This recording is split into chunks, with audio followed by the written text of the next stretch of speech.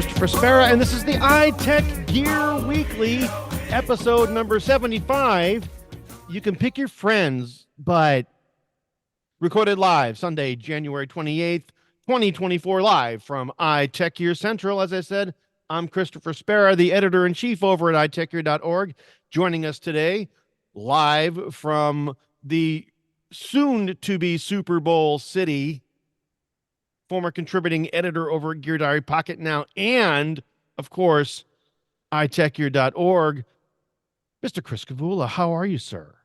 Oh, enjoying these slightly warmer days that we're having. Yeah. Amen. Amen. Because because yeah. yeah. Because it was a mite nipply out there, wasn't it? To say the least, But yeah, so we're here and using the space heater a little less, and that's a good day. So here we go. Absolutely. Also joining us, the former contributing writer at Gear Diary and currently the host of the Linux Link Tech Show and living in the Retro Arcade podcast, and of course, senior contributor over here at iTechGear.org, Brother Joe McLaughlin. How are you, sir? I'm doing well. I am trying to stay on the good side. Unfortunately, we had some pizza yesterday, but that's okay. Hey, I'm allowed to have it. Okay. Noon said that's okay. You can have that pizza. Yes. You just need to work it off. I have a show that we'll probably post as soon as we're done recording this show on the Portal series, which was a great video game series from the 2000s, and it's still popular today. Sweet. And last but certainly never ever least, the former co-owner of WUGNET Publications, Mr. Larry McJunkin. How are you, sir? I am absolutely wonderful. We've finally shoveled ourselves out from under the record-breaking snow in East Tennessee and sub-zero temperatures, and we are back to normal temps, somewhere in the 50s, and even hit 60 the other day. So yes. I'm happy. It's NFL football playoff time, and go Chiefs. I was just going to say, and you are a happy person because your Chiefs are going to the show. We're at least going to get a chance. There you go. Again. And from what I've understood, they've won 3 championships. One, I believe, before the merger, and then two afterwards. So, not too bad. Not too bad. Let's see. And we're defending. So, and you are defending from last year. That's true.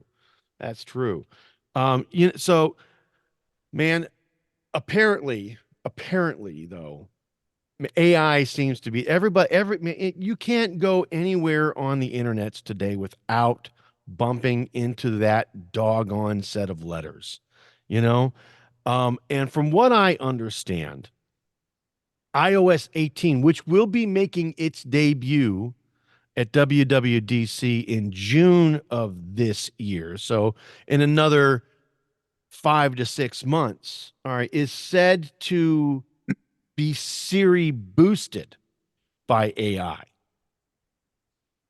And from what I understand related to this, all right, based on the article that we're citing from Apple Insider, this is supposed to be just as iconic a version of an OS as, say, iOS 7 was, when it got rid of all the skeuomorphism and sort of, put in those pencil thin fonts and really changed the landscape as far as the UI was concerned. This version of iOS is supposed to be really powered by generative AI, and it's supposed to, from what I hear and what I understand, make use of recent acquisitions and purchases that Apple has made in order to boost all that. I don't see this as groundbreaking in and of itself, this news, but have they actually made, because according to that article, they haven't actually made a merger and acquisition yet on that. And I will say I've also read a different story out there that indicated that they were making a deal possibly with OpenAI for some Well, component of ChatGPT. So there's a lot of ifs out there. I think, and Joel, you often say this, Right. is that until Tim stands on stage and says it, it ain't happened. Right. Yeah, and I see stories that says, mhm. "Oh, iOS 18 is going to be the biggest release in a long time." Like it could be, It but could it be, could but they say that also all the be. time. I was It could gonna be say a they spoon too, I mean. Yeah, they said that in release 17, 16, 15, 14. They always say that. I mean, that's the thing. And is it actually going to be true? I don't know. Well, I feel like, will they include more AI than in previous versions? Yeah, of course they probably will, because everybody's doing it, right? So, Mhm. and they'll do it in a very Apple way, whatever that Now, looks if like. the AI can make Siri better than it is, because I'm with you in there. Yeah. Siri Well, is a piece of crap. I'm sorry, well, it just is. it ain't quite a piece of crap, but I would say two things. Number one, Siri's close to a piece of crap, and this has got to make her Yes. smarter. But I think It's Apple, one since the start of Twitter away. AI, Crap. Apple has kept their mouth pretty shut on AI, and they've They let have. Google do stuff. They've let and stick their foot in their mouth. They've let Microsoft do their thing. I'd venture a guess that when Apple does do something, it's going to be better than what you've seen so far from their competitors. I would I tend to really believe that. based on what they do and how they do. That's what they do. Well, and I would agree, but I've said this. But I agree. But I've said before, AI's success isn't going to be about, gee, let's open up a window where we can type in a chat where it can come Right. up with a response that may or may not be correct. That's not where it's going to come. It's going to come in the enhancement and improvement of things that we already want and already do.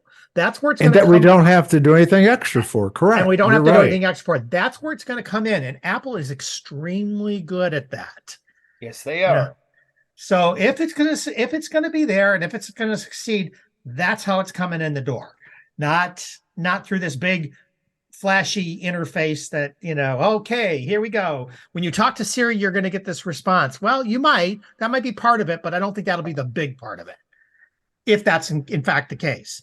And I don't think Siri is as much a piece of crap. Siri does what it does. No. It When does she what started doing the yeah. onboard stuff, she really improved, I thought. I think it does what it's supposed to do pretty well. Where the thing with Siri comes in, and why people say it's a piece of crap, I think, is because there's a lot of restrictions of what Siri's allowed to do, and it's restricted based on privacy concerns and things like that. Apple has chosen not to open it up to certain things, and that's a lot of it.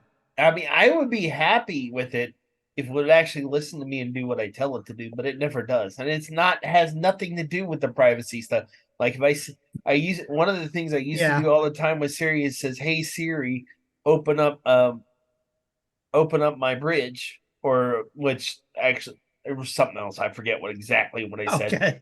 But call my bridge number, which I think I had it flagged as that in contacts. And it wouldn't do it. But it got to the point, this is back when we had dedicated phone bridges and stuff when I was in professional services, which isn't a thing anymore. But I didn't do it, and I'm tired. I was tired of it. I just stopped using it. I've never had any trouble with things like giving a secondary label to a contact. Like my mother, for example, I've got the secondary label as mom, but the primary is her proper name. And I've certainly had no trouble saying call her by name. I've never had problems saying call mom. It's always worked.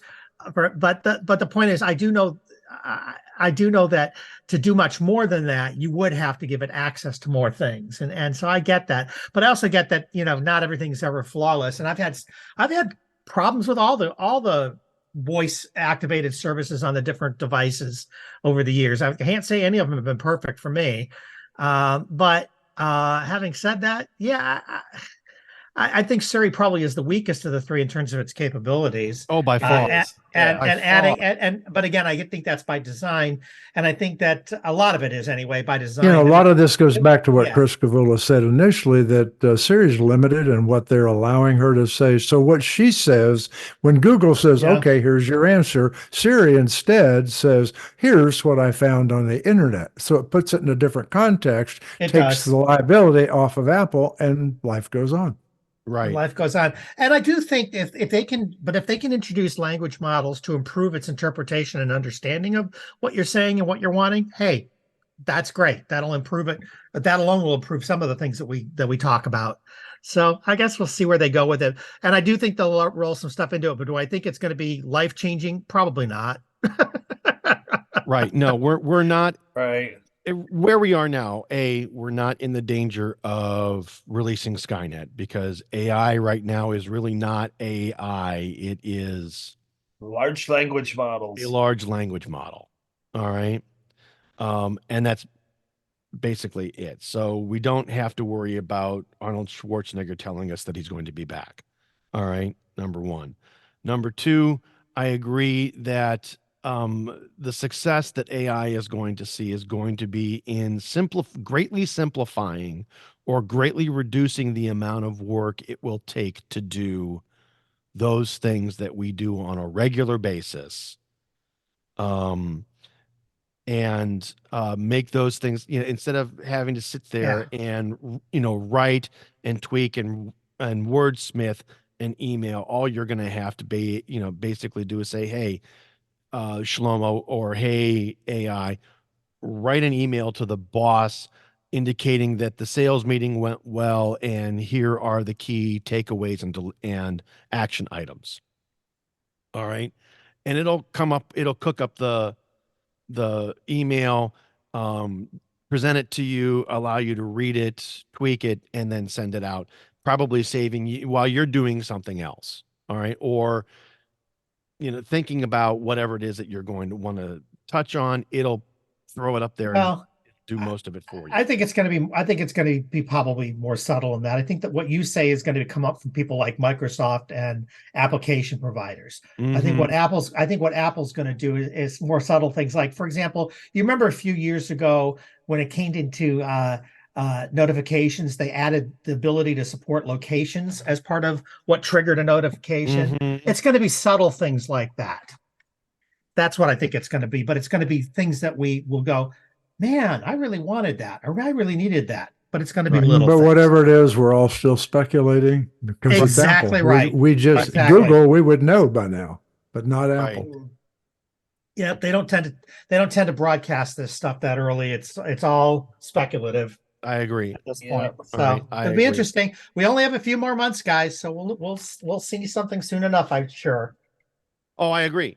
We will see something. But what that is going to be and what it's going to do, not certain yet. But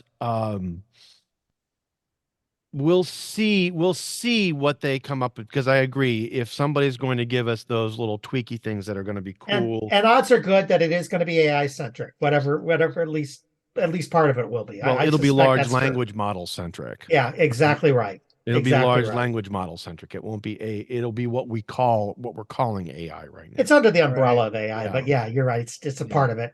Yeah. I get it. So, and speaking of iOS updates, iOS 17.3 came out the other day. It So did. smoke them if you got them. If you've got devices that need updating, or if you've got iOS based or iDevices in your gear bag, update them if you got them. One of the most interesting things that came out though was something that Apple is now calling stolen device protection. And Chris, you've been using iOS 17 Well, 3 for a yeah, while. All yeah, right. and I'm on beta 4, but you're right, so All right. as well. But yes, But so I have had it for a you've while. had it, and stolen device protection is supposed to be this thing that adds another layer of security so that if your iPhone is ever stolen or is away from a familiar place, all right. Yes. So instead of being at And that's the key home or phrase. at work where That's you the key are phrase. often, or those places where you are often, it throws in an extra sort of security step. All right. Um, when trying to access secure or personal information or change a password or whatever. All right. Sure. Um, so can you give us maybe a little bit more on this? And Well, there are a so couple of two sure. gotchas with this, correct? Yes, there are. Yes, there are. So, well, first of all, you're right. It's based on whether or not you're in what it thinks is a familiar place.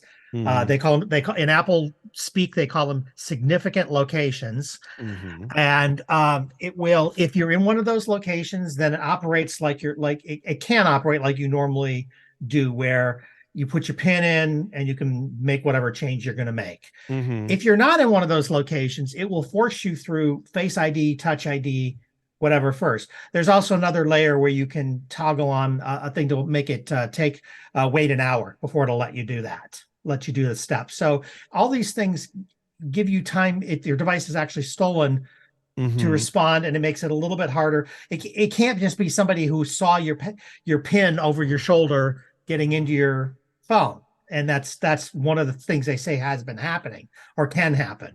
Um, Okay. I would argue that, first of all, the number of cases of that happening probably aren't as many as people think. It's a very, it seems like it'd be a big deal, but somebody has to see you enter your pin in order to Okay. make that. So this supposedly protects against that particular thing. Here's the problem with it, or the challenge with it. It depends on the notion of significant locations. So significant locations are places theoretically that you've been to frequently, that you go to frequently. So that when you're in those locations, it assumes you're like home, for example. And so you don't have to go through these layers when you're in those locations. But what happens, and this has been raised in some articles that I've read as well, that said, hey, what happens if, let's say you go to the same pub to eat a couple times a week? That'll get Hmm. flagged as a significant location. Okay, isn't that just the kind of place that somebody would potentially steal your phone? I mean, no. So the problem is the notion of significant locations, and quite frankly, they could fix it if the problem with significant locations is it's something that it learns or that it thinks it learns. It's Hmm. not something you can. It's not something you can just edit. You can't go in and change those. You can't say, "Hey, this is and this isn't." So you couldn't manually disable it, and they could fix this problem by just allowing you to manually edit these things so you can pick what really is a significant location for you. What do you really want to allow it? Give you that granularity. So the way you get around that is you just turn off significant locations. Now, the problem with that is, so if you enable this protection and you turn off significant locations, what should happen is that it should always assume that you're in a not, that you're not in a significant location. And it will always make you go through that extra layer. It will not allow you to just get in with your pin. So Okay. that's the idea. And you can decide whether or not that's good enough for you. I do know they've made some tweaks to allow you to turn certain things on all the time rather than just occasionally. There's Okay. other things like that have been changing that we're starting to see come out.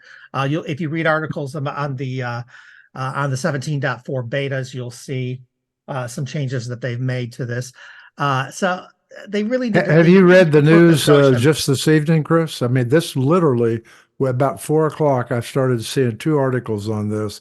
It's making mistakes, period, And on those again, places. I would argue that's absolutely. And I would argue that's because its notion of significant locations is Right. an odd one. And it's something that you can't control. And I think that's the big flaw in it. That's my 2 cents worth on it. And maybe one of those bad locations is only 100 feet away from a good one. Can it It really tell? I don't know. Well, I don't know. Again, I don't know how granular it really is. That's a good. I think the idea, the notion is a good one, but I think the execution needs a little bit of tweak. Now they've already tweaked it in the current beta cycle that's going through. I suspect it'll get tweaked more before that's all said and done.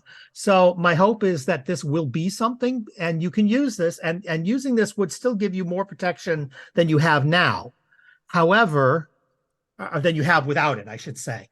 Yeah, However, but I would argue if you go to a store and you're the owner of that store, so you go there every day, right next to that store is a bar, and you decide to go to the bar after work.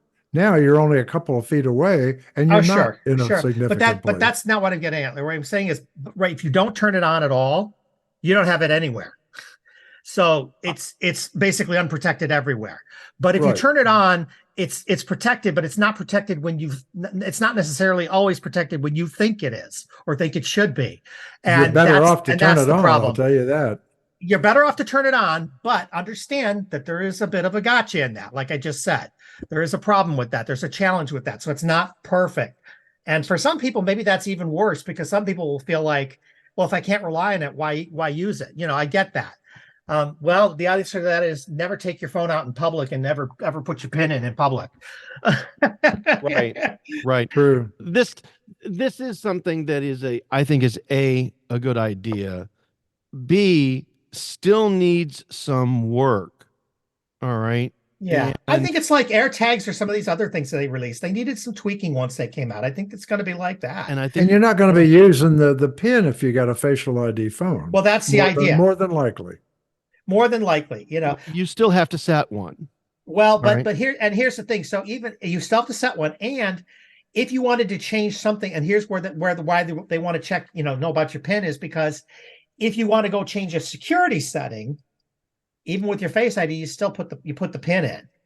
Right. So the problem is if somebody sees you do that, then they've got that access, even if a Face ID fails over to your PIN, as long as I got your PIN, they're good. And that. So this does offer a layer of protection. I don't want to say it doesn't. It does. But understand it's maybe more limited protection than people initially you think kind of expected. You think it might be. Right. Yeah.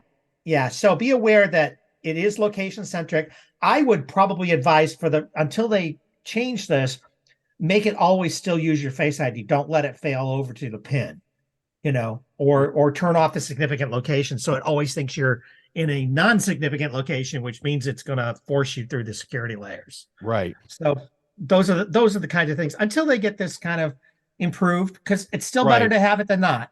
Right. And that's kind of sort of where I was going. It's gonna take some time. It's going to need a couple of tweaks and a couple of major OS revisions, whether it's 17.3.1 or .2 or if it's 17.4 or whatever. And we were talking, and I want to add to this. We were talking in the pre-show, and Joel, I think you brought it up as well. This is only iPhone. This is not iPad. Right. Yep. iPad doesn't have this option or this feature. It really should, though. And you'll see, but you'll see articles out there that says it has it. I can tell you, looking into my iPad, it's not there. Same. I looked at mine on Friday when you started bringing this up. So the articles that say it's iOS and iPad OS, I don't see it in iPad OS. So the case. Not that I can see. It really should be, and this is. I agree. A very frustrating thing that I've been having with Apple lately is they'll bring out the feature on the iPhone that really also belongs on the iPad. And it's not there. And if they're going to make a significant difference between iPad OS and iOS, which they really haven't done yet, then multitasking is different. Multitasking is different. Stage Manager is totally different. These are things that are not in iOS. But I will say there have been problems ever since they split the two OSs apart, so to speak. And I use the word split loosely. Right. Okay, I understand that. But there have been things like initially the weather app wasn't on an iPad. It eventually showed up. The calculator is not on the iPad. There's other things. Yeah, and there's no reason for these things that I can see. I've seen articles trying to explain why for these things, but this is one of those things. Why is this not on an iPad? Do people think that we don't ever take our iPads out of the house? Yeah, right. Yeah, Is there a reason why we would never ever want to use the calculator on an iPad? I totally agree. And that's what I'm getting at. There are differences that I don't understand why there are differences. In some cases. Why I understand the multitasking being different. I understand that, handling the big screen stuff being different, but why are some of these apps missing? Why are some of these services missing? Yep. A lot of us do use our iPads anywhere. So I'd like to have it. I'd love to have it. So there you go. Those are the gotchas. Those are the gotchas. So it is an important safety feature. It is probably, if you're going to use it now, you need to be aware of what it actually does and the way that it does it. All right. And then be prepared to act or respond in kind when things happen. All right. And then expect it to act the way that it does act as opposed to the way that you think it should. So, Yep. but I agree. Once again, you can pick your locations, but no. Yeah, you can pick your friends, but yes, I get you. But yeah, I wish quite frankly, a big perk to me would be if they would just let me edit significant locations. I think that would be a big perk. Yeah, no, absolutely. I agree. Yeah, I know where I'm safe.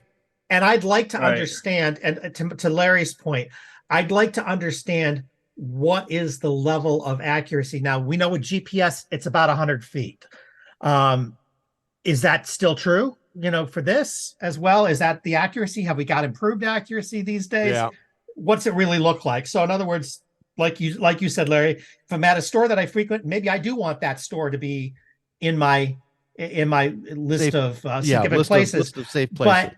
But next door, the bar next door that we all meet after work kind of thing, shouldn't be, but it is because it's too close to this other store. Okay, then I would just make that store not a significant place. Okay, fine. But I need to know that, and I need to be able to edit that. Or at least be able, look, do me a favor and tighten up or be able to manually indicate, where those exactly. GPS Show me, give me an idea. Well, give me an idea, kind of like with Find My, how when it can't exactly locate somebody, but it knows they're in a general area and they're trying to track. Have you ever seen how it puts the rings around it and then it shrinks down?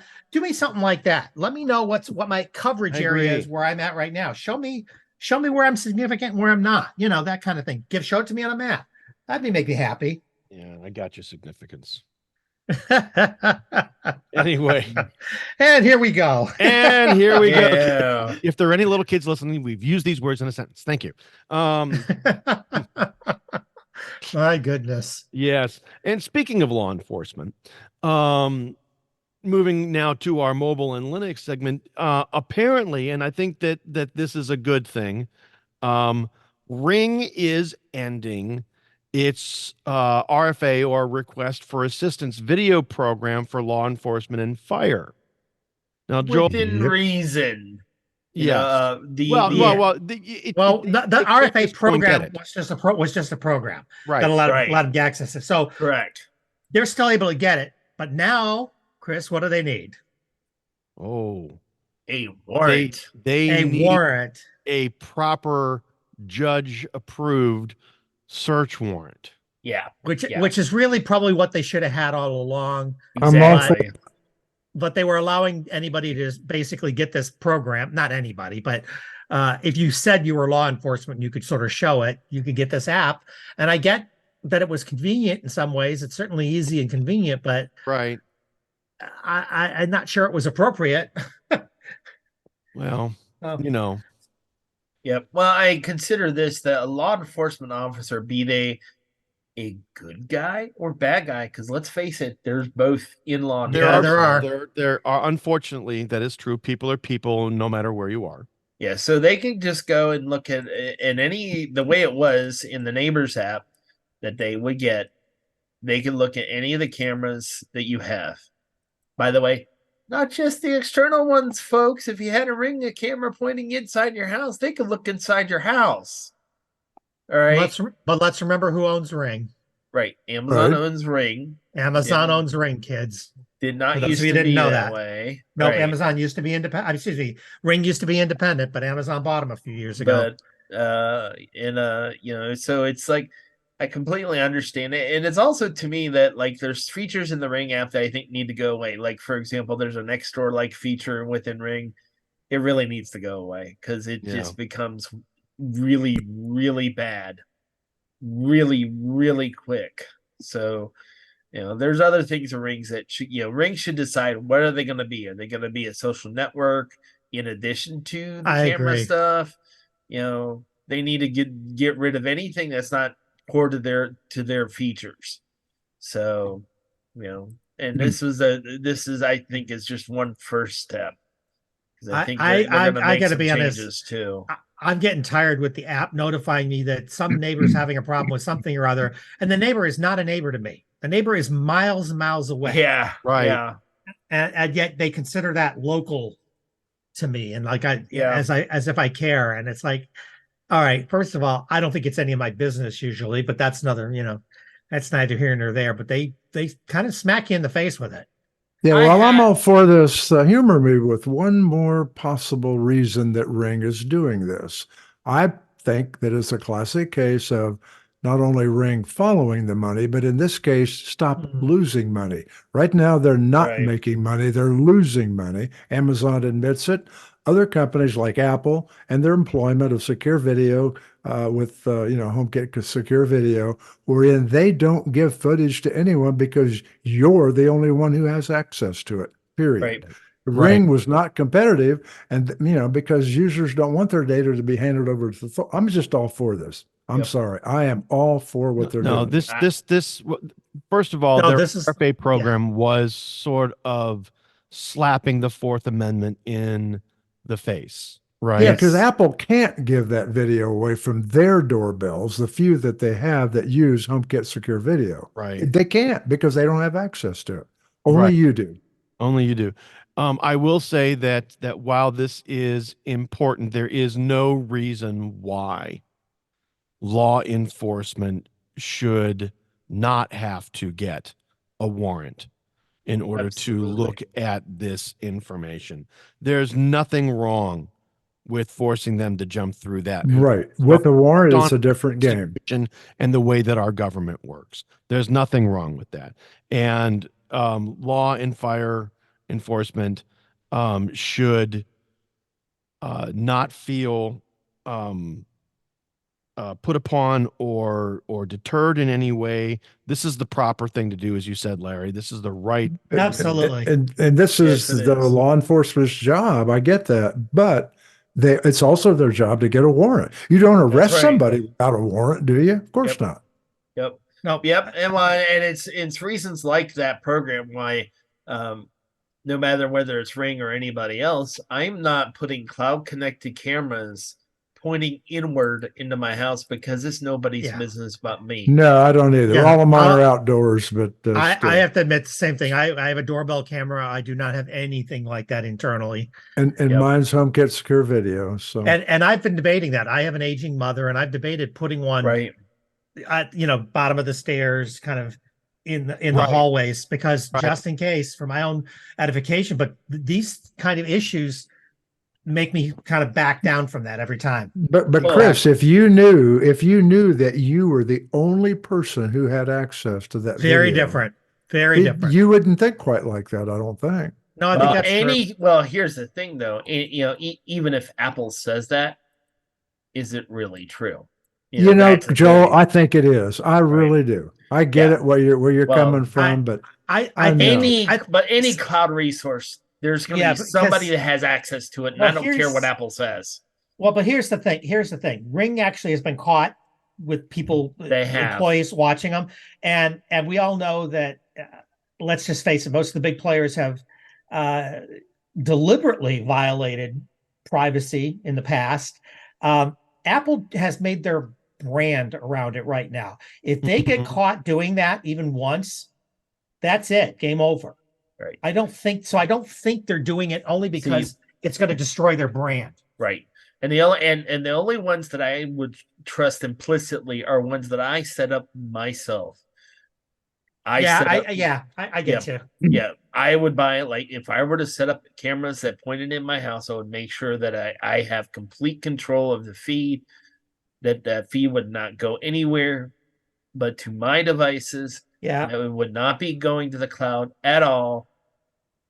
And I I don't get care, all like I that, said, but don't if care what you Apple says. So, if you read about it, it clearly says, and you got to believe this, that the camera footage has full end-to-end encryption. That And I means don't. nobody can watch your live stream because it doesn't exist anywhere Right. else. As long as they don't have the say- key to uncrypt it. So right, and that's the thing, and it's like Steve Gibson from Security Now on Twit. One of the things he always says is trust no one, and that's that's the way I live my life with, especially It's with true. that stuff. Is that I what he don't says? care Because what. I have a hard time Yes. hearing him, listening to Yes. him.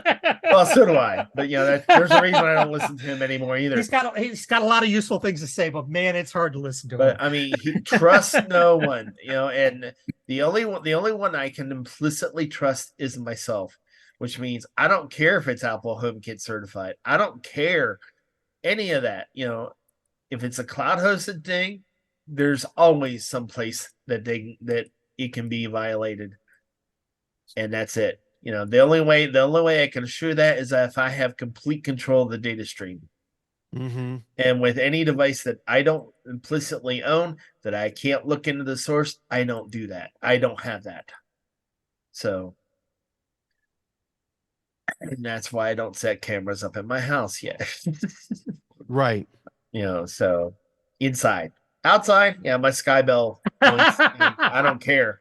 You're at my door. I don't care if there's a picture of you on the cloud. I don't care. Chris, isn't that all tied to Skynet now? Something like Just that. saying. Yeah. Just asking. So, anywho.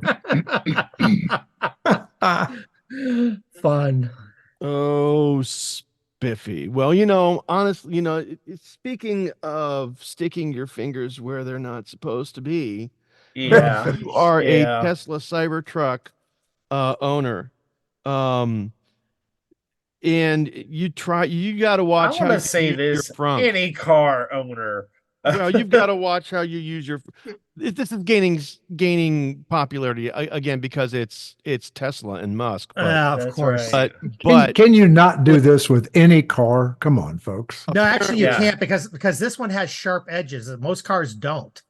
yeah, You might smash your So finger. the other one just breaks your fingers. That's Correct. right. Yeah. Correct. right. Yeah. This one, however, will go ahead and slice right through them. Joel, come on, Yep. man. Story from the Daily Mail where they were able to not just I think they probably tried it with hot dogs first, but then they also tried it with carrots. Yeah, I Yep. love that. shutting the door So or the front meal and a and garnish. snap it off. So Go ahead, and slash right through your So your now, fingers granted, there. I will say this: I don't even my car. I would never stick my fingers in there. Why they even decided to do this in the first place is just okay. Well, because somebody noticed that there was a sharp edge on those two surfaces. or they found it hard to, when they grabbed the door and they got themselves sliced a little bit on that, or they noticed that. Well, right? I don't think it's slicing fingers that way, but I mean, it is like, for example. Oh, but I thought the edges were sharp on the edges. And what I mean by this, if you go to a regular car today, most cars today, and if you look at the edge of your door, it's rolled over. They've rolled it over. Are too, right? Maybe not. Don't assume that. I don't know that that's true or not. They might be. But it's scary. These things are scary. I mean, especially the one that it doesn't bother me much talking about the car doors, because you're right. The side corners, people aren't as likely to do that. But the frunks, those things come down. I've had a hood come down on my hand before, and if that comes down, a good time. No, but the point I'm getting at is if a hand coming down on my hand can cut through my fingers, that's a design flaw. That really is. If that can happen, that's we would call that definitely on the not good side. So yeah. So we'll see how they respond. I think the bad thing, unfortunately, like I said, I think Musk has been kind of against the ropes in a couple of ways in a couple of projects lately. And with this poor Cybertruck, first it's that its range isn't very good, and now it's delayed for God knows how many years. Right. And even now they can't manufacture them at the rate they wanted to, and they're coming out and having issues with, again, the range isn't what they claimed it would be originally. Of course, none of Tesla's ranges are what they claimed originally. They kind of fudged the figures a little with all those, but all of this stuff is kind of one after another. And now this whole, smashing your fingers in the door kind of thing. It's like, the guy's definitely getting hit a couple of times with stuff. Well, and he had to come out with it because he had $700 and some million of deposits. Exactly. It's true. Right. So, but I think, I think part of it is, like we said, it's partly it's because the guy is who he is, and you know that's part of why this is such a big deal and why YouTubers love to go crazy showing this right now. Right. Yeah, but it is a big deal. But there is a there's design issue potentially. Yes. Yeah, and there's so much, you know, anti-Musk thing ever since the purchase of Twitter. Yeah, I tend not to want to believe half the hype that I see on some of these stories, but you know, that's you know, it's I agree. There's such hate for him, and I don't completely understand why, you know, but I get it, but he's done a bunch of things that I consider to be just bad decisions. Yeah, but and some of them are wrong. I mean, they're morally wrong, but that's neither here nor there. The point is, regardless of how I feel about that or how anybody feels about that, I think these people are going above and beyond to try to nitpick. Now, having said that, do I think they ought to improve this situation? Sure. You know, modify the vehicle to improve this. This is less likely to happen. It's a first generation product. Guess what, kids? You know, I mean, and it's so really, I mean, some of the stuff would be so like, for example, if the edges are really sharp, which I have not seen one in person yet, so I can't judge it. I agree. I totally agree. Are, there's such an easy fix for that. Get those little the plastic door rubber things and put them on there. They can even make them body color for all they want, you know. So I mean, it's such an easy fix. And same thing with this. It's like, why are you sticking your finger there in the first place? One has to ask, doesn't one? Right. I mean, it's why would you put a carrot in there in the first place? Oh, you're just trying to look for something to pin on Musk. It's like, you know, that and people will always do that. They will. Yes. We know that. But and they've done it's like Ben Gate and the Apple iPhone. I mean, it's like Ben Gate and the iPhone 6. It's like, you know, why are you trying to flex your why phone? Are you trying to sit on your phone? Right. Yes. It's like, you know, and Apple's the same way with that, you know, and really Google too. I mean, because you know, people are first to say, oh, there's been nothing but problems with the Pixel 6 and the 6 Pro. I'm like, really? I haven't had a problem, you know. It's been one of the best phones I have ever owned. So is it really a big problem, or is just a handful of users complaining about it? And I don't think that this is necessarily that. No, but we do live in the internet era where it doesn't take very many people to make something a big deal. One fucking tweet. Sorry for the F word, but seriously, you know, the way that I see it is from this is an issue that will be addressed. They will, I think so, put the rubber thingies on the edge of the vehicle. All right. He'll have to do something. Put a sticker on there that says "Watch your fingers." All right. Yeah. They'll do whatever it is they need to do in order to resolve the recall. Or a simple software update. You know, I mean, it's yeah. There's a couple things that they could do. Right. But right now, kids, just watch your fingers. Watch your fingers. If you have a Cybertruck or you know somebody with a Cybertruck, any car, watch your fingers. Watch your fingers. Right. Right. But you know that's just me. Quite frankly, I'd be more concerned about being blinded by how ugly this thing is. But that's another story. I'm with you. I am with you 1,000%. Chris, didn't perfectly you said. Oh, and you know. What? You must have never heard of the fact that you have when it was yellow. I could swear it was yellow. Well, it's funny. It's funny. No. What he's referring to is a number of years ago. What I had was I owned a Pontiac Aztec. I actually owned one of those things. And it's amazing, but it's amazing to me at the time, people were like, what the crap is that? And what is, you know, and they would make all kinds of comments about it. And I had the yellow one. I said, if you're going to make something that looks like this, make it a color that people can see, you know, come on. So I kind of get it. So I tease when I say things like that, because I know it's funny, because if you look at the vehicles that followed it in years, and I'm talking about from all the manufacturers, they started to look more and more like it. And like, it wasn't that unusual looking after a couple of years. Well, yeah. I mean, that and that, I mean, the Cybertruck, I mean, he wanted to differentiate Tesla's version of a truck from Absolutely. everybody else's. Everybody else's Well, was he did like that. Rivian, and Ford, and all of them. In fact, if I saw a story, it says Ford's cutting back on their Ford Lightning pickups because they're not selling. But I digress. Nobody's EVs are selling like they were. That's a problem right now. So, But what I know what will sell, what's that? Tell me what will sell. the Pixel 9. No. Yes, it will. Yes, it will. I agree. Wow. So talk to me, Joel. There's a revelation. Yeah, there has been a leak of a supposed image of the upcoming Pixel 9 Pro, which it's adopted the flat screen and some of the chamfered edges that the iPhone has, which, hey, what phone didn't have chamfered edges at some point?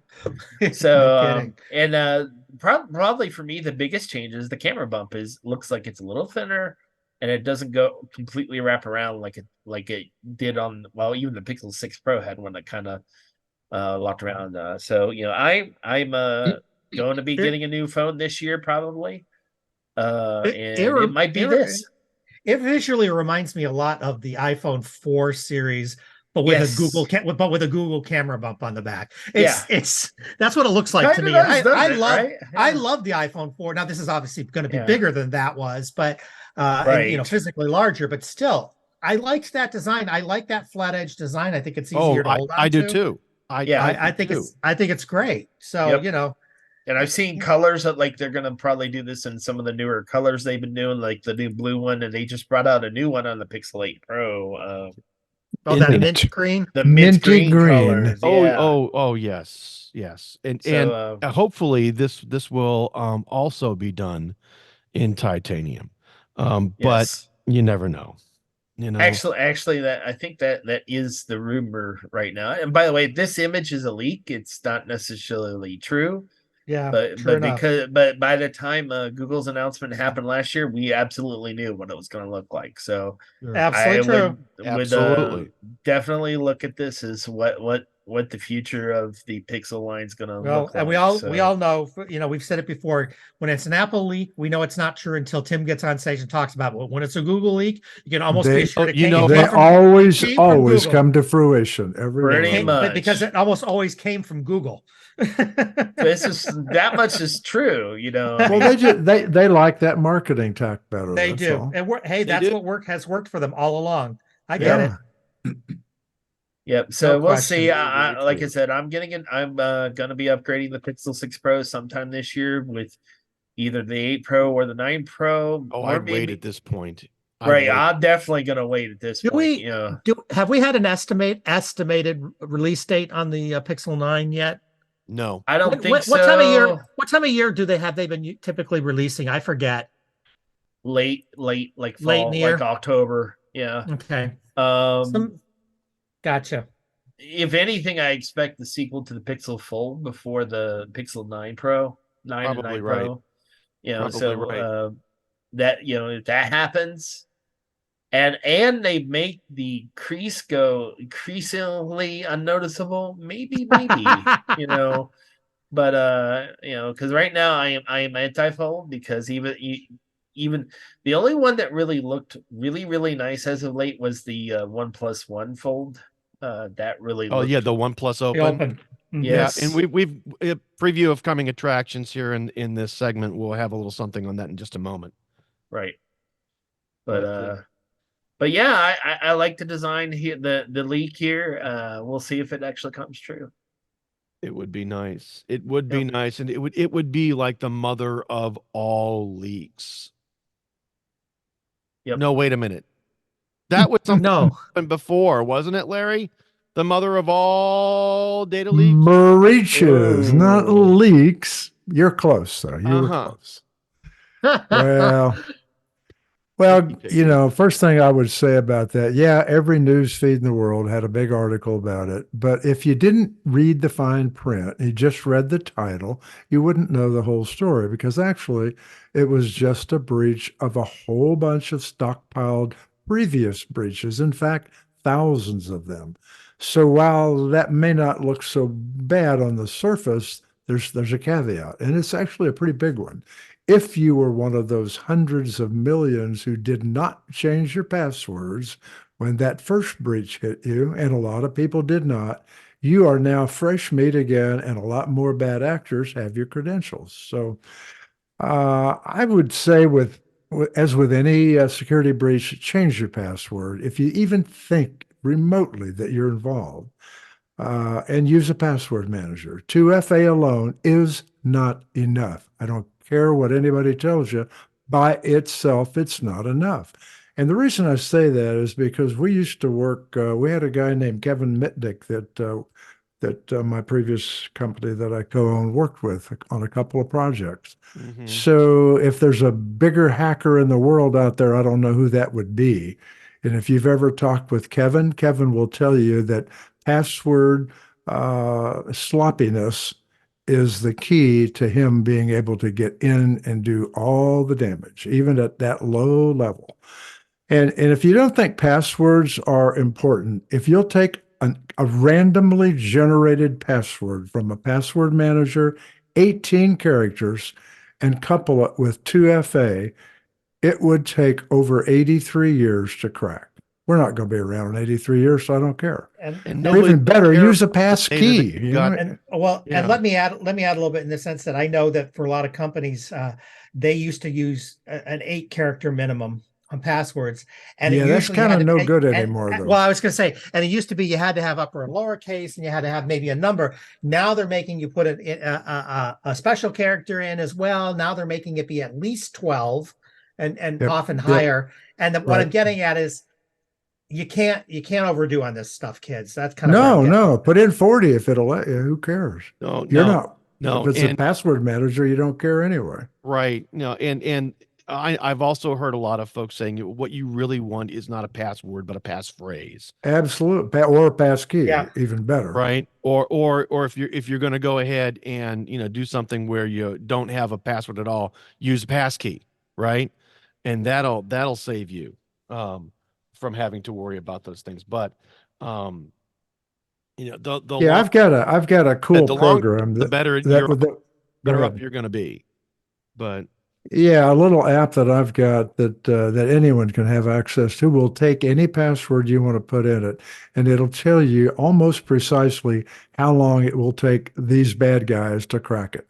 And it's yeah, kind of interesting, as Chris, as you just said, a lot of folks think that a passphrase is not as good as a password. A password being all random generated characters, whereas a passphrase is 3 to 4 or 5 just garbage words that are recognizable, but they mean nothing, like, little dog, cow, blah, blah, blah, whatever. right. And you Yeah. put those 4 together and you couple them together with a hyphen or a dollar sign or some character, make sure there's some caps and some numbers in Exactly. there.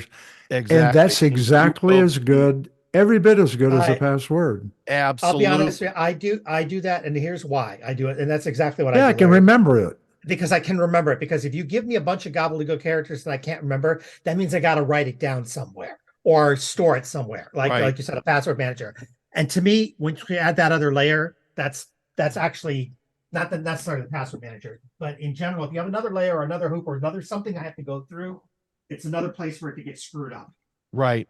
So Yeah, like Joel said early on, there's no way we're going to not have breaches. They're just going to happen. So the best we can do is at least protect ourselves. But boys and girls, I know so many people don't do it. I deal with it. We had 9 cases this month so far Yeah. in what I do. Yeah. And if you Of and it's here, awful. yeah, I mean, changing passwords, that's always a good thing. I'll never suggest not to do that. But yeah. if you don't know what MFA is, learn it. Multi-factor Right. authentication. Seriously. Seriously, as Larry said, that's not perfect, but it's better than doing nothing. Yeah. Right. Yeah. Agreed. I mean, and learn the MFA. Come up with whenever I change passwords, I have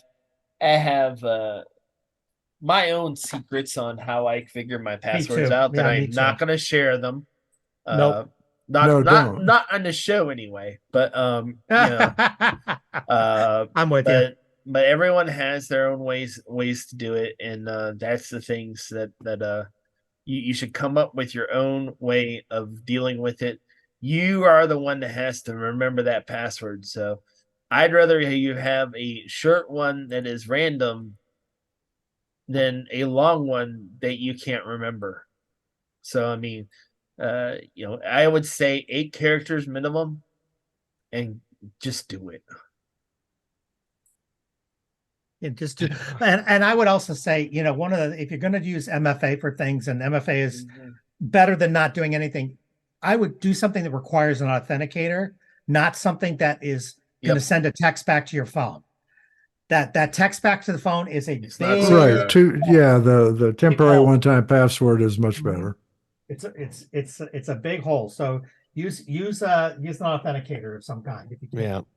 So just do something. Just do something. It's hard. I'm going to say it does make it harder to migrate devices later. It really does. But you're a lot safer. It does. And if for whatever reason, you've really got to watch when you use MFA. I've got an account now that I cannot get, that I own, that I cannot get into because it's got MFA on it. I switched phones, and that account did not come over correctly on the authenticator. It does add a layer of complexity to switching devices. It does. And the future passkeys. Apple definitely has it now. Google has it. Microsoft has it. The support for those isn't quite where we want them to be yet, but they're getting there. No, Chris, is even worse than that. I just went up and looked. One of the password companies has a site that they've dedicated to every website known to man is listed. You can pull it up and it'll tell you whether or not it is or doesn't have passkey. So there are currently, as we speak, 167 passkeys on big name websites. That's not enough. I mean, we've been at this for a year now. Yep. Yeah, you would think we would be further along with it than that. Yeah, I have 250 plus in my password manager. I only have 17 that are captured. Big names like PayPal and eBay and all those. Sure, they're covered. I don't even think Amazon supports it yet, but they do. Yeah, they do. Oh, they do. Okay, I have it. Yeah, I do. Okay, well, I know they support MFA because I've been using that for years. Yep. But as I go through, and I think I mentioned it on the show, but I'm starting my master's degree program on February 26th, and my concentration is cybersecurity. So, we're gonna have somebody who's becoming more expert at this than he even wants folks, to be. run while you can. Run while you can, folks. That's right. That's right. That's right. So they coming, baby. They coming for you. They coming for you. So what are these 2 devices that you're talking about? Yeah. So Chris, why don't you set this up? Because this is really your article. I had interesting color, but this is really you. Okay. So the idea is I've been kind of putting on the site some continuing kind of ongoing, I've been working with the OnePlus Open. Here's the things I've learned. Here's the things that have happened, the things I like, the things I don't like, that kind of stuff. So people get a kind of a real world sense of what happens when you try one of these kinds of things, right? And in the course of this process, Chris, you and I were talking. We talked. You got one pretty shortly after I got mine. You got yours because I really liked mine, and we both had them. And then yours went a bit belly up. It unfortunately, and so we were talking about that. And this article kind of came out of the sort of 2 experiences: mine going through and continuing, and what I've been doing in the meantime, and then yours and what you've been going through with yours. And I think it's, we want to talk. So even when we like something or we recommend something, not everyone out there is perfect. Not everything out there is perfect. And that's true. And we want to make sure that we call that out for folks, so folks know that, hey, we see this, and when it happens, we're going to share it. Right. Not everything is sunshine and daisies, right? Nope. There are some times when things twist sideways, and you And not to put a negative bent on this in any way, shape, or form, because um I given what happened with my particular device, and long story short, and I'll sum it up here. Um, it's a foldable, right? And the device is only as good as the screens that are on it, especially in a foldable. There are two or three screens, depending on how the device handles the the the the individual displays, right? Um, in the OnePlus Open, there are three. All right. There's one on the outside and the front, and then there are on the inside, there are two halves. All right. So the left half of my inside screen, the larger inside screen, started to glitch. It dimmed, and then it would flicker and go in and out and in and out and in and out. And this And happened yeah. probably about 3 weeks to the day after I received it. And it's still likely, folks, it's likely that that's a manufacturing glitch. It is However, because those kinds of things can happen, to any to screen. any device, to any Yeah, device to from any any device. manufacturer. All right. These are handheld portable computers. All right. We call them devices, we call them phones, we call them whatever it is that we call a gadget. I've had laptops do that, Yes. after All a right. period of time. Yeah. Exactly. Exactly. But they are in fact mini portable handheld computers. Yeah. All right. Yeah. And they're probably more powerful in the palm of your hand than some of the stuff that the government was using back in the 40s and 50s. All Oh, right. absolutely. All right. And it's amazing what these things can do and how they do them in the form factors that they have nowadays. So I got in touch with OnePlus and I said, it is broken, it will not go. They said, do you have pictures? Do you have video? Do you have something that you can show us? I said, yes. Showed them that or sent that to them. And they said, yeah, it's broken. Give us the information on the device and, all of the numbers and whatever's. And, we'll send you a label and you'll get it fixed. Now, fabulous. So thankfully, I believe this is all covered under the first year manufacturer's warranty, because this happened, like I said, less than a month after having it. So I sent it off, and I sent it off December 26th, the day after Christmas, on Boxing Day, of all things. Um, Sent it off UPS because that's the service that OnePlus uses for repairs. Second day air, and it didn't arrive at OnePlus until January 3rd, which really kind of irked me a little bit. But they didn't check it in, or FedEx actually didn't deliver it until January 3rd, which is more than a week later. And then there's this whole process, and we've got this whole timeline of what happened and what I went through and all of the details, et cetera, et cetera. And I'm not going to go and spoil the fun for you guys, because we've got an article that's coming out, interestingly enough, called A Tale of Two Devices, where all of this is supposed to be resolved now. But why don't you go ahead? I mean, you're going to see it. It'll hit the site next week. Um, and I'm supposed to get my device back on the 29th or 30th of this month, and we'll go through this. So in a couple days, and we'll go through. I'll put it through its paces. I will do a re-unboxing, if you will. And then we'll see where we stand. But your experience with any device or any piece of electronics may vary from what you hear or see on the internet. And there are things that you should know to do and how to do them in order to get these folks to get things going. But they had the device for almost a month. All right.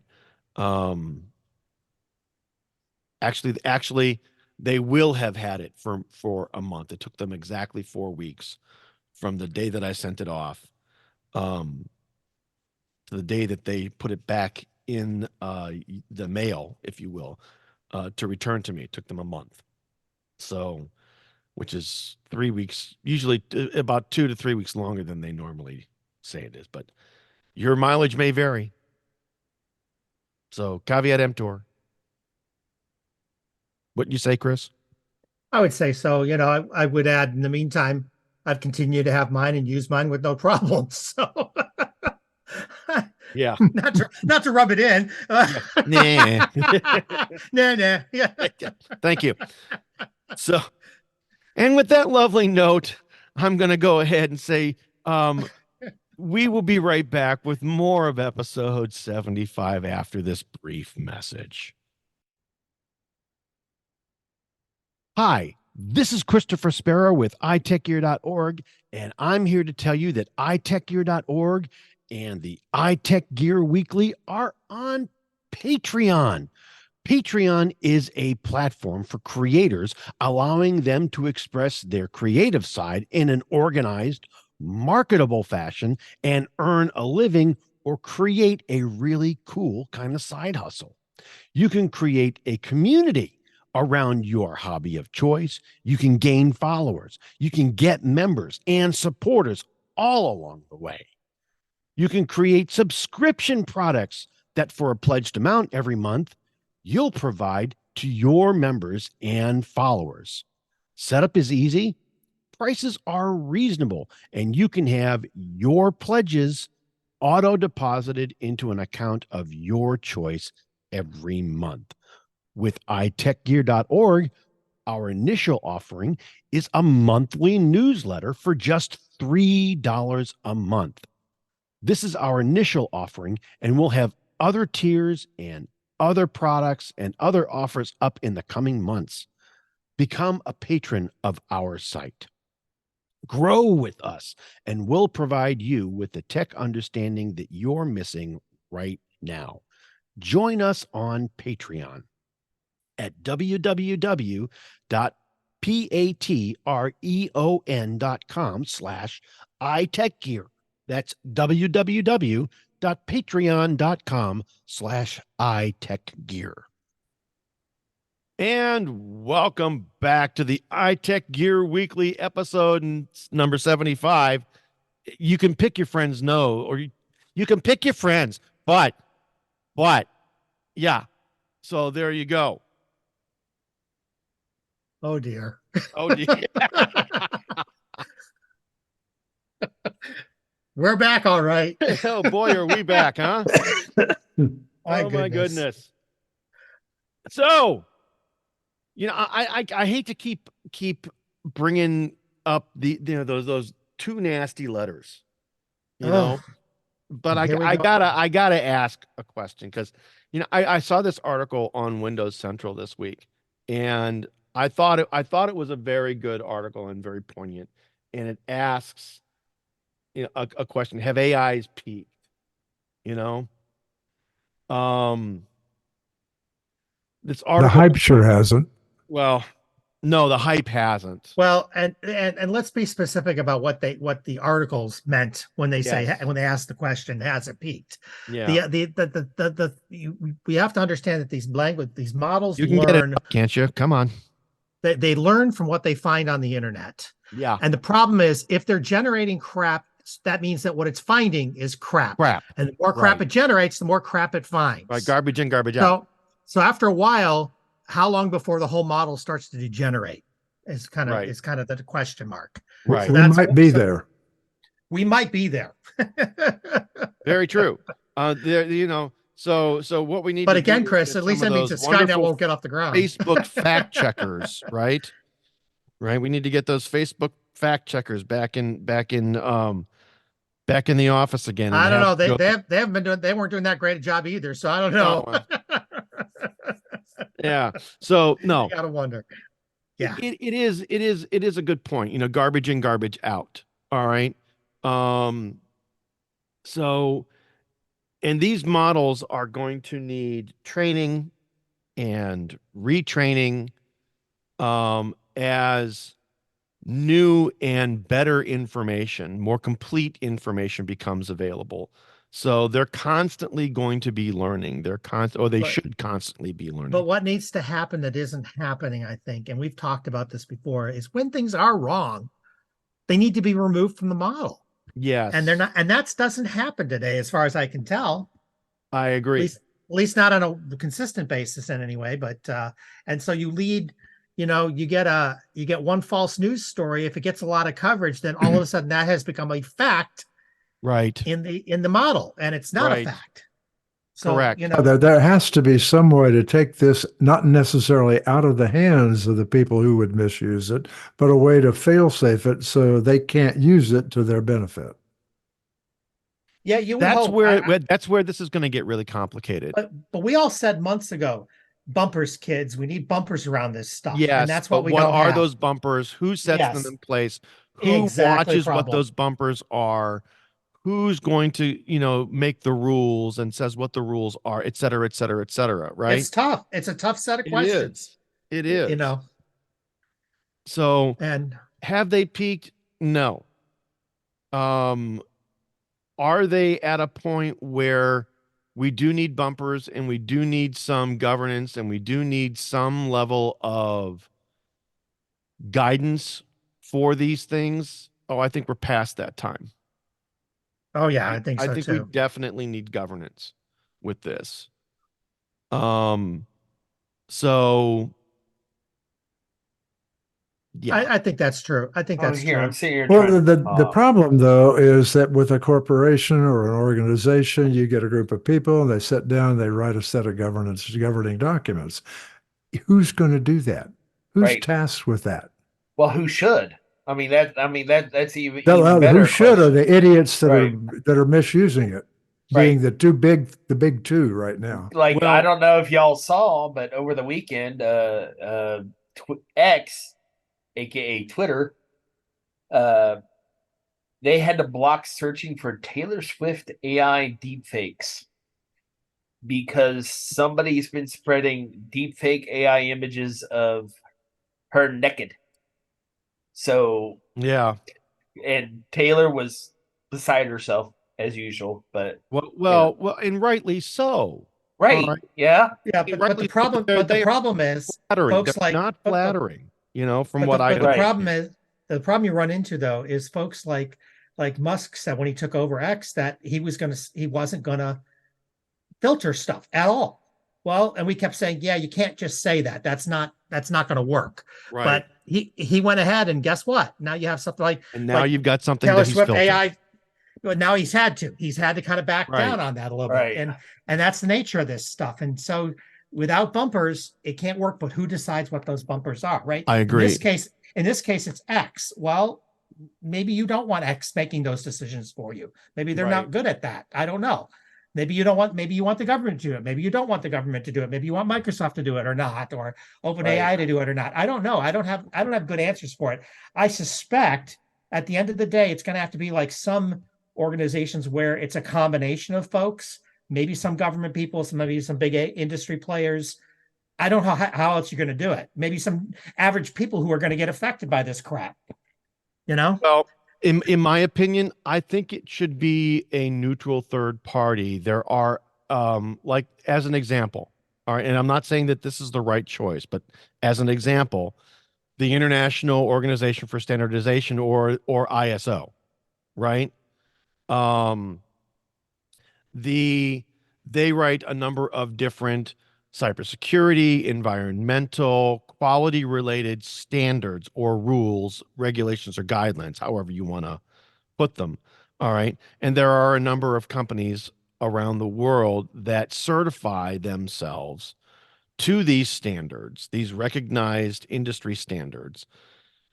And I think that an organization such as that, or some neutral third party, not a government agency, God knows I don't want either the red or the blue side of our political coin to weigh in too much, because it's all gonna it's not gonna work out. It's always going Right. to lean one way or the other. That's not going to Right. work. Yeah. Right. And I don't want that. I want this to be a neutral third party. And if somebody Well- can come up with a cybersecurity, all right, or some level of environmental or quality or whatever other standards that people around the world are adopting and saying that they will follow, then why can't we do that for AI? Well, it reminds me, of when you try to figure out who ought to do stuff like this. It reminds me years ago, in Robert Heinlein books and Yeah. his books and his short stories. And I don't remember which one specifically this was called out in, but he had a whole thing about the only people who should be allowed to, rule or be in charge are the people that don't want to be, and it ought to almost be random amongst them. Yeah. And sometimes you feel like that. You ought to just grab a bunch of random people, like jury duty, Yes. just grab a bunch of Right. random people and make them serve on this board for a month. And then next month you get another bunch of random people and make them serve on the board for something like that. Something I realize like that's that. not, Yes. I No, realize that's not I perfect agree. either, but something like that, because we're the ones that get impacted by all this stuff, right? Yeah, I But agree. I agree. And it's not party affiliated. It's not it's absolutely true. it's not lobby affiliated Or or at least money at least based it's or whatever. randomized enough. At least it's randomized enough that even if some people are party centric, it isn't going to be everybody and it isn't going to be all the time.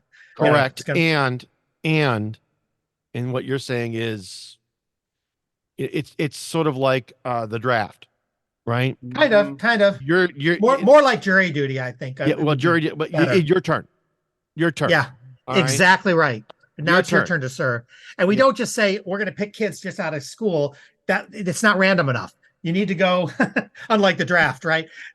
You need to go. I think the problem with that would be consistency. If you're going to have 12 people every month that are different, how are you going to have any modicum? I don't even know. I don't even know that you'd make it that small a group. Maybe you'd make it a much larger group. Make it, I don't know. or- I'm especially in this day and age where you can do everything digitally, there's a lot of things you could do, but I don't have the exact answer, but I just think that in order to make it fair and reasonable and consistent, you need to have a random cross section that's consistent, right? That's what you need to do. and that will never happen until finally Yeah. something really bad goes wrong because of it. And Absolutely then, true.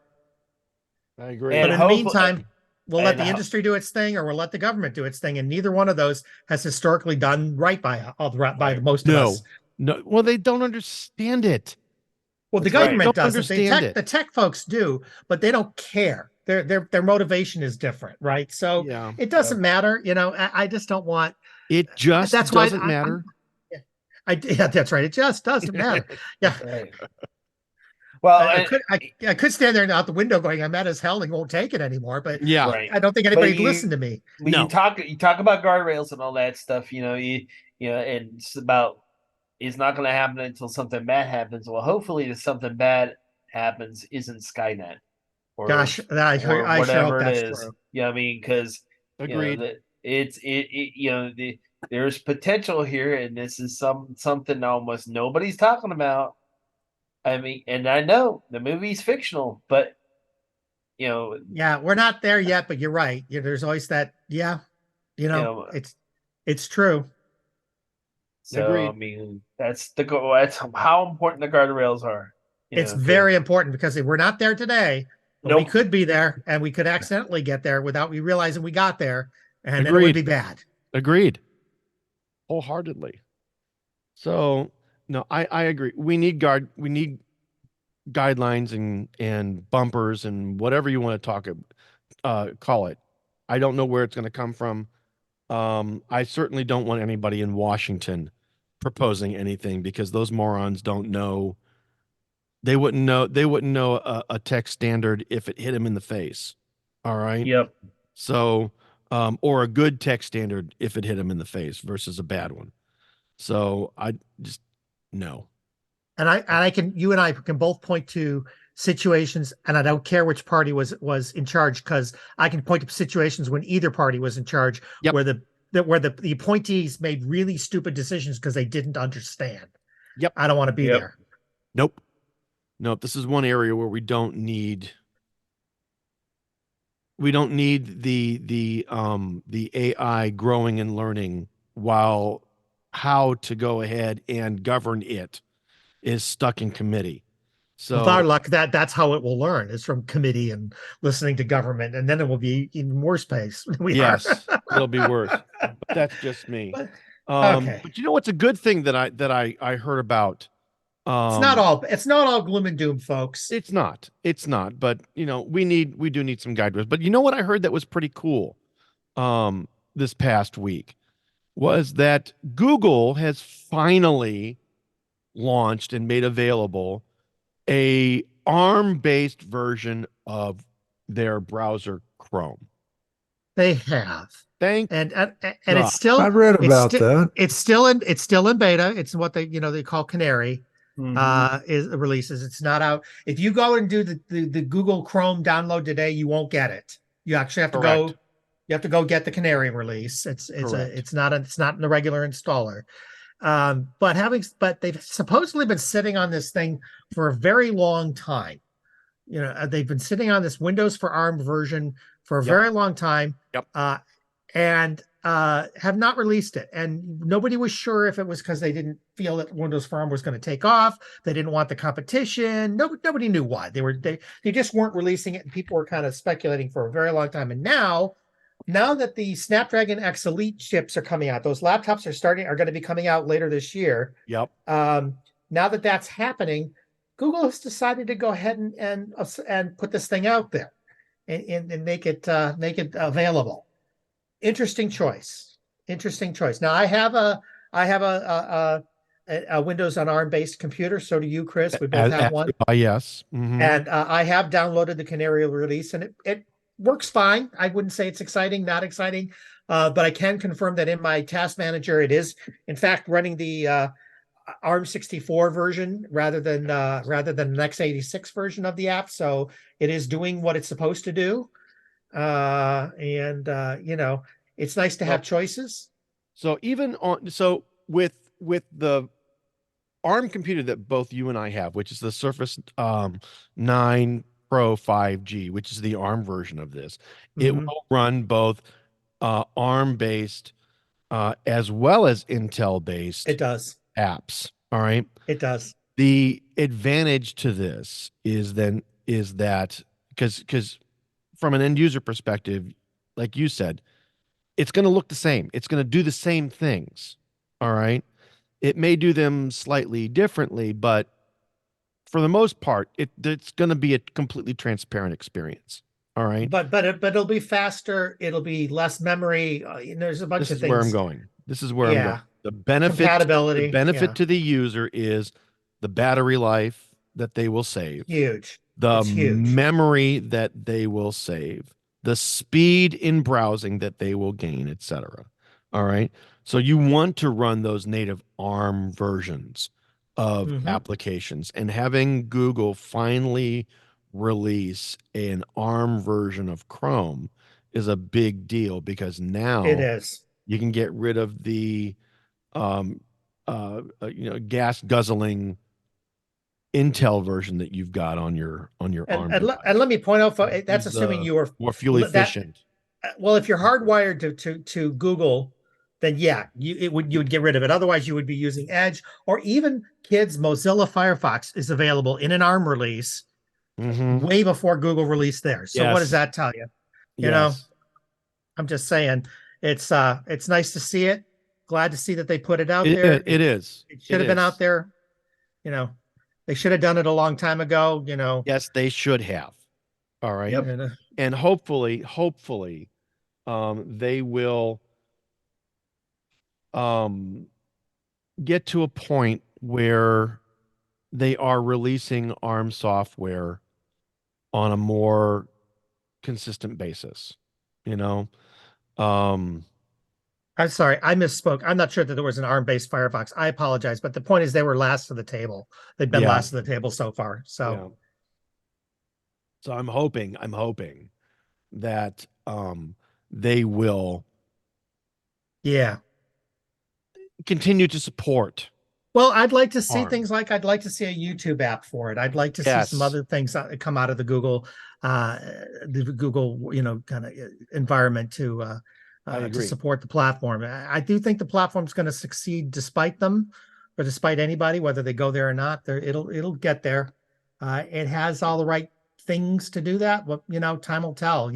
We can think a lot of things, and then the world shows Agree. us something different. Agree. But it's nice to see. It's nice to see. It is. It is, and I'm very happy. I'm going to need to get that version installed on my Surface 9, 9 Pro 5G, and get that going because I do use Chrome. It is my browser of choice. So, but that, kids, is effectively the show. I want to go ahead, though, and move us to our pick of the week segment. But before we get there, I'd like to take a moment to just remind our listeners that our show picks are typically hardware, software, and other items of interest that we have individually purchased and actually use, and that we like enough that we want to recommend them to you, our growing listener base.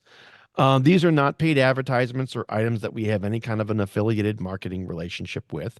If they were, the editorial policy over at iTechGear.org would require that we ex expose that, disclose that, and tell you that up front before we make the recommendation. These are really just things that we sincerely believe in, and we want to bring them to you at the end of each show. Why? Because we Because like we like you. you. There We you do. go. And it this really doesn't seem like it's a big deal, but um MagSafe is a really cool thing to have, especially in your vehicle. Um Depending on the case that you've got for your iPhone, um your phone will stick right to that MagSafe or that magnetic based phone holder. And in some cases, if that phone holder supports the Qi 2 spec, then your phone will also charge while it's there. And I know that there are a number of phones that are out there that do support that particular spec, but don't necessarily have, like the iPhone does, a MagSafe ring built into the phone. So what a number of different manufacturers have done they've released these magnetic rings that you can put on the back of any case, um, that really sort of sit over the top of your case and communicate directly or transfer charge directly into the charge ring on your non-magnetic device. So what I've got here is this is just a generic sort of um, uh, ring here. It's a pack of 5 MagSafe rings that they are adapter stickers. Um, normally what you do, stick them on the back of the case, and boom, if there's Qi charging, it will then charge through. The best way to do this, stick this on the actual uh, phone charger first, peel the um, peel the tape off of the stickum stuff, and then properly arrange your phone over the top of that. When you get a connection there, go ahead and just mash it on back on that ring, and get it to stick onto your case. And I'm telling you, even I have one even for my OnePlus Open, which by the way does not support Qi charging, but that phone holder is a really nice way of securing that device in the car. So while I have to plug it in to charge it, it's a great way to go ahead and just stick it to the back of any available case that you've got and have that thing Yeah. go through. So yeah. Looks cool. Yeah, I like these. This is really kind of nice, and they're readily available on Amazon. I've got a link there in the show notes for those folks that are interested in taking a look at these. So don't hesitate. This is a decent buy. So for your non-MagSafe compatible phone to make it MagSafe compatible. And that's it. And that, kids, is the show. This has been the iTechGear Weekly, episode number 75. You can pick your friends, but recorded live Sunday, January 28th, 2024, live from iTechGear Central. This is Christopher Spera, the editor-in-chief over at iTechGear.org, for Dr. Mr. Larry McJunkin, Mr. Chris Gavula, and Brother Joe McLaughlin saying, we will see you next time.